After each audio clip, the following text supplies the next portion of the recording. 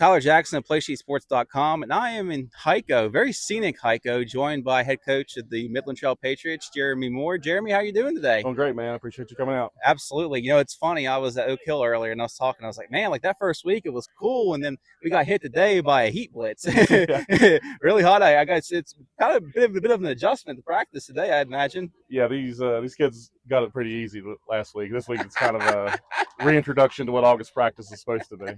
Exactly, especially on this turf. But I don't think you're going to complain about that. Jeremy, I want to go ahead and recap last year a little bit. You guys finished 4-6, correct? We did. Okay, 4-6.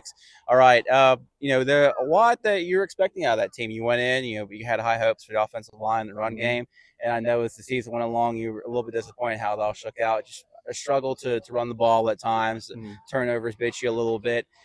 Just talk to me about the approach and what you guys are trying to attack and take care of on offense coming into camp. We're just trying to consistently run the ball. Like the teams we struggled with, like the really good playoff teams, upper echelon teams, we just couldn't consistently move the ball. We did it in spurts, but it has to be like on this level, for us, because we're kind of one of the smaller double A's. Like we have to be consistent. We cannot beat ourselves. And when we were single A, we could kind of get away with that a little bit.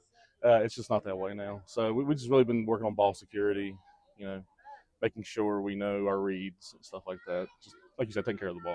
What do you think has kind of been the key to running the ball? Because again, I know that's what you guys always preach. You preach offensive line, the Great Wall of Hico, all the things along that line. So how do you kind of go about addressing it? Because I know like as an offensive lineman, former offensive lineman, that's got to be one of the frustrating things for you is like you guys want to impose your will. You want to be turning out those 1,000-yard rushers every year. Yeah, I lost a lot of sleep last year for sure. But if you watch film, and honest, I know it sounds cliche, but we were always one block away, one missed assignment away. It's just about continuity, and we had to shuffle some guys in there, in and out on the offensive line, especially the first few weeks. And so they never really built a rapport. And when we're an outside zone team, you have to have five guys working together. That's just there's zero substitute for that. So we've got 6 senior offensive linemen, a junior that's probably going to contribute as well. So those guys have kind of been through it. So they, on the bright side, they should know what they're doing by now. Gotcha. So you feel pretty optimistic about what you've seen? I know that's only been, a week or so into practice, but I imagine you've had flex days you've been able to utilize. What are some of the bright spots that you've seen along the offensive line? These last 2 days, we've been going full go. So it was nice to see the physicality. These guys, I think they finally realized they got to sustain blocks, keep on blocks, finish to the whistle. It's one. I'm really big about first step and hand placement. That's the only thing I can control in football is their first step. You know what I mean? Everything after that is kind of on them, and I think they're really they understand now. Like you play the Wheeling Centrals, you play the Nicholas Counties, Jameson Rose, you have to finish blocks. Like those guys are going to road grade you if you don't. So moving to the other facet of the offense, the passing offense, you had some dynamic athletes last year, and you bring a couple of them back. You lose a quarterback, Thad Brown, although he was kind of a kid that was forced in the quarterback position, kind of, but it was a different position by nature and kind of had to play quarterback for you. Is that correct? Thad did Thad was a great leader. I have zero quarrels. I know he didn't have the season he wanted, but he did everything we asked him to do, and he never complained once, even when he was having good days and bad days. He didn't complain once. We got Race Dickerson now. He's a sophomore. He's kind of filled in that role. He saw what Thad went through. I mean, as far as the mental grind of it, and so I think Race has learned what it takes because he's got 4 senior offensive wide receivers and two senior tailbacks, and he's got a lot of pressure on him for a sophomore. But I think he saw the grind last year and he understood what it's about. He got some varsity reps last year too, didn't he? Because I remember when I was doing stats that I think I ended up charting some of his stats. So he got a little bit of experience. I think I snuck him in against Wheeling Central and a little bit against Summers County. But he did great. I just wanted him to see what varsity action looked like because we knew like the writing was on the wall. He was going to be in the contention for starting this year, so we wanted to get him a little bit prepared. It's tough for a freshman. Let's go ahead and talk about some of the skill players because Zaylon Johns, I only got to see once last year, but it was against Summers County, and Jamison Swafford and Zaylon Johns are two really dynamic. I think Jamison went to a combine and tested extremely well this past off season. So when you talk about dynamic athletes and skill players, you have them on the outside. Just talk about how you feel like they perform and open up this offense. they're very dynamic, and I think we're about to find better ways to get them the ball, more creative ways to get them the ball. But it kind of goes back to a consistent run game helps that too. Like if they don't have safeties over top of them all the time, you can give them the ball, little quicker and easier. But they're very dynamic playmakers. Ryan Stevens. We were actually utilizing tight ends this year. So I had to go on Glacier and figure out how to use a tight end because I've never done that a day in my life. So That's so interesting because you think for a team that always uses some like blocking or likes to run the ball a lot that they use it. I guess it just shows the progression of football yeah, and how different it is. So you've always used fullbacks though, right? Or yeah, you like to use we use fullbacks? fullbacks, and to be honest with you, our receivers were just to pull people out of the box. But now we've got guys we can, we've always had guys we can throw the ball. We just got to be a little more creative on how we get them the ball. So. Gotcha. And then defensively, obviously, you lost some real good players. I talked about Will McGraw a little bit Mm-hmm. and how he was just a brute. It doesn't matter what side of the ball or where he was playing. He was just a big guy. When he hits you, you felt Yeah, it. yeah, So they just talk about defense and what the projections are on that side of the ball. yeah. I mean, Will's your prototypical Midland Trail kid. He was tough, physical, coachable, did everything you asked him to do, and it's hard to replace someone like that. He's called our defense the last 3 years. But we've got Aiden Weiss, we've got Max White at linebacker that have stepped in there, and they've done a great job in camp. I don't think we've had one missed assignment as far as call wise on defense yet, and they've really stepped in and filled the void, and they're great kids too. So um, we obviously miss Will. You don't replace Will, but we've got guys that can step in and help fill that void. This is year 4 for you, right? Mm-hmm. All right. So what's been the difference this year going into camp as opposed to other years? I think continuity, like our staff has been together. I'm still trying to build the staff to the level we need to build it to be competitive on this level. And these seniors have been with me for 4 years, so they know the offense in and out. They know what I'm thinking, what I'm looking at. Like Greg Kramer, he started left tackle for me for 3.5 years. He knows what I'm doing before I can even call it. And Nick Work and those guys, they've been. I've got a lot of 3-year starters up there, so install has been very quick and painless, and it just allows us to do more by week 1. Is this so? I'm trying to remember the timeline of the turf. Were you guys able to practice on it last year? And our first time on the turf was the first game against Clay County. Okay, I thought it was that way because I know there was still some construction being Mm-hmm. done. I know it's been that way in other counties throughout. So one thing that Dave Moneypenny told me probably 3 or 4 years ago, whenever Raleigh County was getting turf, was you just don't realize how much Mm-hmm. from the outside just how much it changes your practice, like from landmarks and how you're teaching and how you're coaching. Yep. Just talk about the benefits of getting a full camp on the turf and really a full season, a full off season. And I think that kind of goes back to why we're ahead of schedule.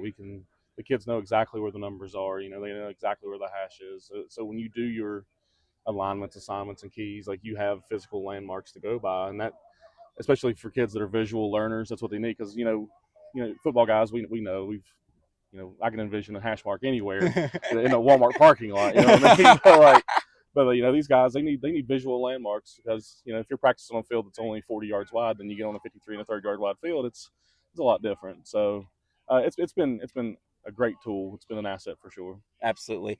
Now, whenever you guys took your team picture, was that a relative of Damon Mooney that you had holding up his jersey? That was his younger sister. All right. I mean, obviously, you went through that tragedy. This would have been his senior year. So tell me about what I saw you some of the stuff you put on social media. I think you're doing different things, 66 push-ups, things like that. Yeah. Talk to me about some of the things that you're doing to honor him at his senior year. Yeah, we do the Damon workout. Will McGraw and his dad Keith come up with that last year, and that was a way to honor Damon. Damon was a great kid, and we always want to make sure he's a part of it because his family is such a great family, big part of the community. The Moonies, they do a lot of things for Midland Trail, and we don't ever want to feel like he's lost. And this, like you said, this would have been his senior year. He would have loved to have been here. He'd have loved the turf. He'd have loved everything about it. So we never want to fail to make sure he's a part of it. Now, Midland Trail, it's funny, two of the Fayette County schools are in a situation very similar. Oak Hill being bottom of Quad A, it's like, okay, like we have to deal with the schools that have 2,000. You guys are in a similar situation in Double A. You're right there on that line between Single A and Double A, and you were in Double A last year. Talk to me about the approach because I know that there was a lot of complaints from the trail fan base in a sense, and I completely understand that it's hard to be on that cut line. Somebody has to be there. Talk to me about how you move about that and kind of compete, because you're competing against. You might have 300 kids, but now you're competing against schools with 600 Yeah, kids. yeah, it's there's always going to be winners and losers in that situation. You know what I mean? It's just it is what it is. We kind of know what we're up against. You can either complain about it or compete. And we've beefed up our schedule the last 3 years. We knew this was coming. Like this isn't anything new to us. Hmm. So we're not going to complain about it. We'll play whoever, wherever, and that's the mentality we've approached when we made our schedule. Our margin for error is much smaller, but we have such a wide attendance range. There's no really good way to do it. I'm a big proponent of 7-man football, but I know that's never going to come to fruition here. So it's just a huge gap. Um, Even for quad A, that's a huge gap. You go from the first school to the last school. It's kind of crazy, but it is what it is. So That's incredibly interesting. 7-man football. Coming from an offensive line guy, and I know the SSAC. This has been probably about 4 years ago, but they've gone to clinics about 7-on-7 because they've thought about maybe. I can't speak for them, but the impression I got is that they've thought about instituting that yeah. maybe at a smaller level. Talk to me about, as a former offensive lineman, the Mm-hmm. interest in maybe getting 7-on-7 football a chance for some of these smaller schools, because you look within Fayette County, that might be something that suits the Meadow Bridge a little bit more based Mm-hmm. on their Well, I attendance. mean, how many schools at Van had to fold, and I think there's a couple other schools that had to fold if they were in that 7-man format. I mean, you could keep those programs alive and still develop programs, because you look out Midwest, Idaho, North Dakota, South Dakota, like they've built teams off of those. Leighton Vander Esch a few years ago, I think he played 7-man football in high school and got a full scholarship to Boise. It's and I'll be honest with you, football's football, man. Like you get these kids on the field, get them participating. There's got to be avenues to do it. There's got to be a better way just to close that attendance gap. You know. Absolutely. Last thing I want to ask you about it. Despite all that, man, you have a huge roster. I was out here taking individual shots and one by one. I was like, man, are they ever going to end? How many kids do you have out this year? And talk about getting that much attendance at the school that you're between 300, 400 kids. You Mhm. probably got eighth of the kids out here playing football. Yeah, well, it's a blessing. We've tried to create an environment. We preach family, like it's a culture thing. We want people to be here. We think football can help more people than just sitting in the classroom doing nothing. So we want people to be involved. I think we've got 6 or 7 kids that have never played football a day in their life this year. So I think we're around 50 to 55, somewhere between there. It depends on who's got a pulled hamstring and who's got a dentist appointment type deal. But um, it's a culture thing. We've preached it, and I'm glad to see kids want to be a part of something. Absolutely, man. There are a couple teams in the area. I think they could be calling you, asking for some roster help Yeah, if they yeah. could. But yeah, that's amazing, Well, and I really like to see it in trail. Historically, since I've been doing this, my first year was the 2017 season. You guys have always had strong roster turnout. Fayette County in general, even with the consolidations, has had strong roster turnout. So I'm happy to see that continue. yeah, it's a blessing. Friday nights in Fayette County are hard to beat. I hate that Fayetteville, Mount Hope Valley, Valley Ridge, all those schools lost their Friday night football, because that was a real big. I grew up in Fayetteville. That's a real big thing. But it's part of it, and I'm glad to see kids participating in it. We'll probably get accused of NIL something, whatever. What do you think of that whole NIL thing? I'll leave you on that. The only thing we can offer is Piggly Wiggly pepperoni rolls, man. So I don't think it really directly affects us. I think now it's just a way for the rich to get richer type deal. So it's not going to affect us anytime soon. Like I said, unless we got somebody that's a five-star blue chip that really loves pepperoni rolls. I don't see them coming to Heiko. You heard it here first on Play Sheet Sports. Piggly Wiggly Pepperoni Rolls. Heiko is the place to go. Okay. Jeremy, we want to thank you for joining us today. Looking forward to seeing you guys this year, and best of luck. Thank you so much, man. Thank you. Appreciate you.